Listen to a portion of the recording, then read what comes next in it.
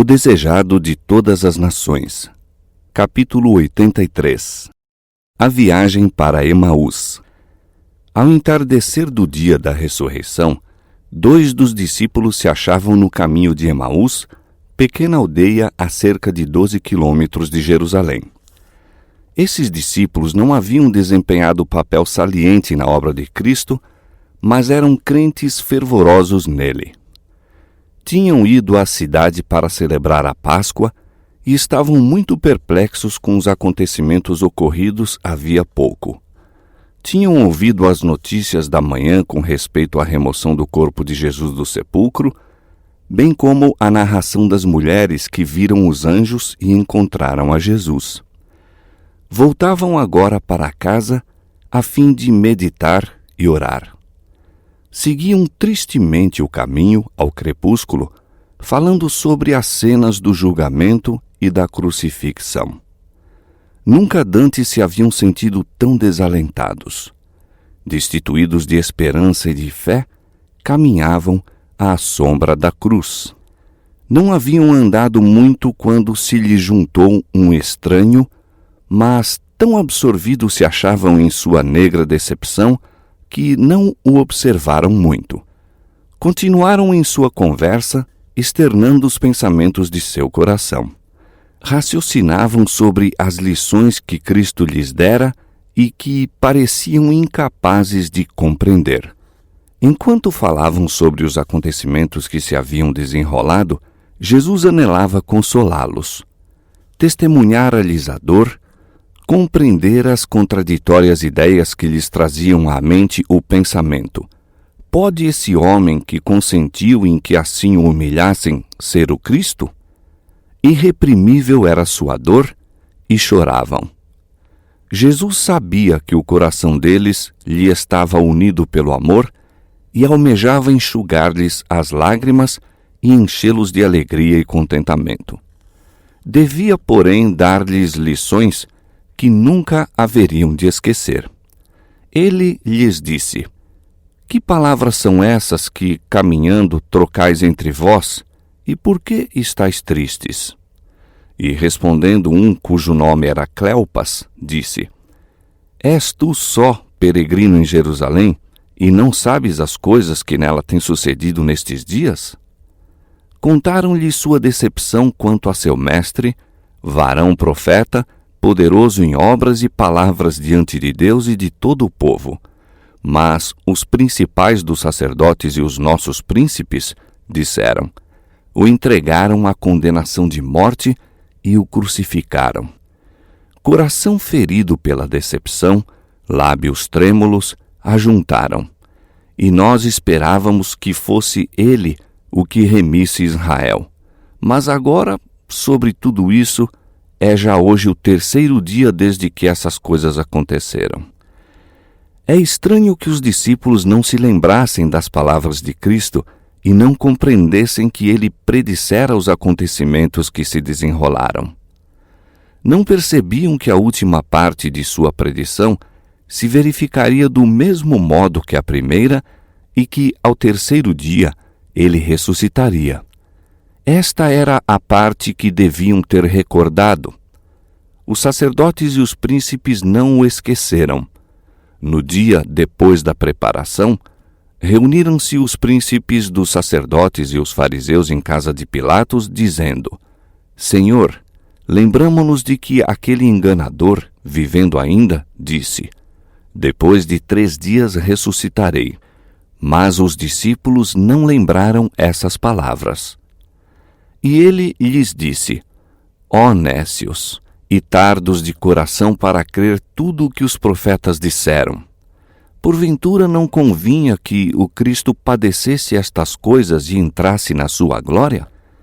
Os discípulos cogitavam quem poderia ser esse estranho que lhes penetrava a alma e falava com tal calor, ternura e simpatia, e ao mesmo tempo com tanta esperança. Pela primeira vez depois de Cristo haver sido entregue, começaram a sentir-se esperançosos. Olhavam muitas vezes, cheios de interesse, para seu companheiro e pensavam que suas palavras eram exatamente as que Cristo haveria dito. Estavam cheios de pasmo e o coração começou a pulsar-lhes com jubilosa expectativa. Começando com Moisés, o próprio alfa da história bíblica, Cristo expôs em todas as Escrituras as coisas que lhe diziam respeito. Houvesse primeiro se manifestado a eles, e seu coração teria ficado satisfeito. Na plenitude de seu gozo não teriam ambicionado nada mais, mas era-lhes necessário compreender os testemunhos dados a respeito dele pelos símbolos e profecias do Velho Testamento. Sobre estes devia estabelecer-se sua fé. Cristo não operou nenhum milagre para os convencer, mas foi seu primeiro trabalho o explicar-lhes as Escrituras. Haviam considerado sua morte a ruína de todas as suas esperanças. Agora, ele lhes mostrou pelos profetas que ali se achava a mais vigorosa prova de sua fé. Ensinando esses discípulos, mostrou Jesus a importância do Velho Testamento como testemunha de sua missão. Muitos professos cristãos desprezam hoje aquela porção das Escrituras, pretendendo não ter mais utilidade. Não é isto, porém, ensino de Cristo. Tão alto o estimava que disse certa vez: se não ouvem a Moisés e aos profetas, tampouco acreditarão, ainda que algum dos mortos ressuscite. É a voz de Cristo que fala através dos patriarcas e profetas desde os tempos de Adão até as cenas finais deste mundo. O Salvador é tão claramente revelado no Velho Testamento como no Novo.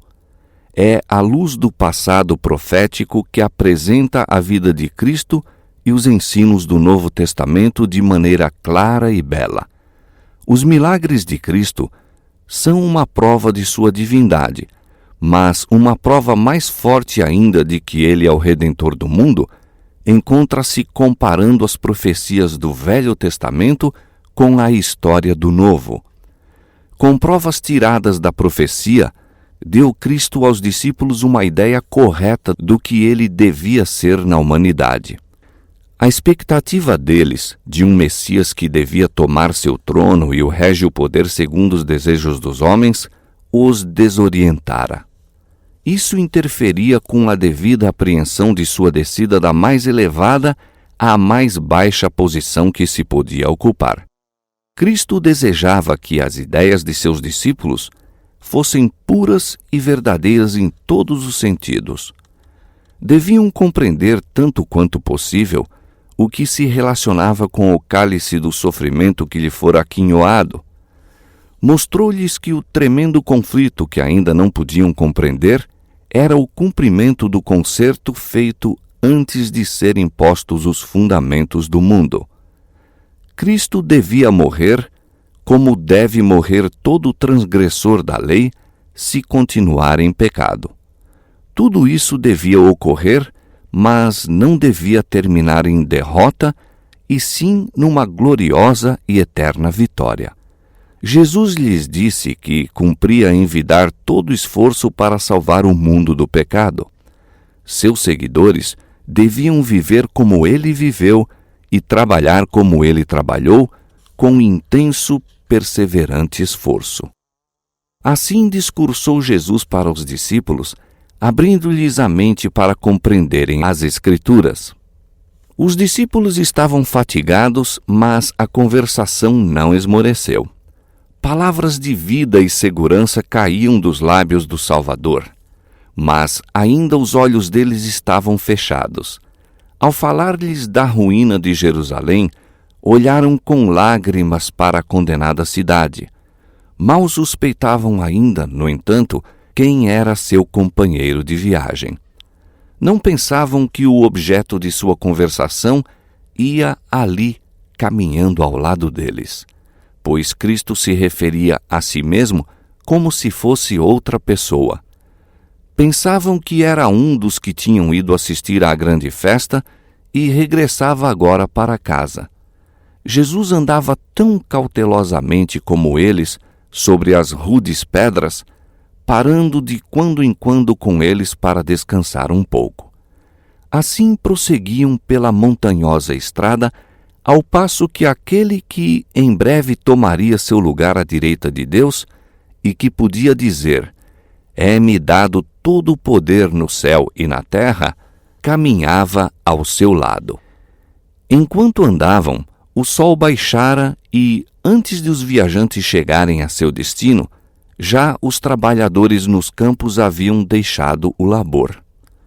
Quando os discípulos estavam para entrar em casa, o estranho pareceu como se fosse continuar a viagem.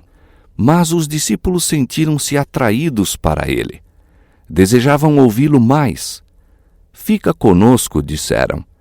Ele não parecia disposto a aceitar-lhes o convite, mas insistiram, dizendo: "Já é tarde e já declinou o dia." Cristo acedeu a esse rogo e entrou para ficar com eles. Houvessem os discípulos deixado de insistir no convite, e não teriam ficado sabendo que seu companheiro de viagem era o Senhor ressuscitado. Cristo nunca força sua companhia junto de ninguém. Interessa-se pelos que dele necessitam. Com prazer, penetra no mais modesto lar e anima o mais humilde coração. Mas se os homens são demasiado indiferentes para pensar no hóspede celestial ou pedir-lhe que neles habite, ele passa. Assim sofrem muitos grande perda. Não conhecem a Cristo mais que os discípulos, enquanto ele lhes caminhava ao lado. A simples refeição da noite, composta de pão, é prontamente preparada. É colocada diante do hóspede, que tomou assento à cabeceira da mesa. Estende então as mãos para abençoar o alimento. Os discípulos recuam assombrados. Seu companheiro estende as mãos exatamente da mesma maneira como o fazia o mestre. Olham outra vez e eis que lhe vêm nas mãos os sinais dos cravos. Ambos exclamam imediatamente: "É o Senhor Jesus! Ressuscitou dos mortos." Erguem-se para lançar-se-lhe aos pés em adoração, mas ele se desvanece diante de seus olhos. Contemplando o lugar que fora ocupado por aquele cujo corpo estivera havia pouco no sepulcro, dizem um para o outro: "Porventura não ardia em nós o nosso coração quando pelo caminho nos falava e quando nos abria as Escrituras?" Mas com essas grandes novas a comunicar, não se podiam sentar e conversar. Desapareceram-se-lhes a fadiga e a fome. Deixam a refeição intacta e, cheios de alegria, põem-se imediatamente a caminho outra vez pela mesma estrada onde tinham vindo, apressando-se para dar as alviçareiras novas aos discípulos na cidade. Em alguns lugares o caminho não é seguro, mas sobem pelas partes íngremes, escorregando na lisura das rochas. Não veem, não sabem que estão sendo protegidos por aquele que com eles viajara pelo mesmo caminho. Tendo na mão o cajado de peregrino, avançam sempre, desejando ir mais depressa do que ousam fazê-lo. Perdem o trilho, mas tornam a encontrá-lo. Correndo aqui, tropeçando acolá, vão sempre para a frente, tendo bem próximo ao lado, por todo o caminho, o invisível companheiro. A noite é escura, mas resplandece sobre eles o sol da justiça. Salta-lhes de gozo o coração. Parecem estar em um mundo novo. Cristo é um Salvador vivo, não mais o pranteiam como morto. Cristo ressurgiu, repetem uma e muitas vezes. Esta é a mensagem que vão levar aos outros contristados. Necessitam contar-lhes a maravilhosa história do caminho de Emaús. Precisam dizer-lhes quem se lhes uniu no caminho. Levam consigo a maior de todas as mensagens anunciadas ao mundo, uma mensagem de boas novas, de que dependem as esperanças da raça humana para o tempo e a eternidade.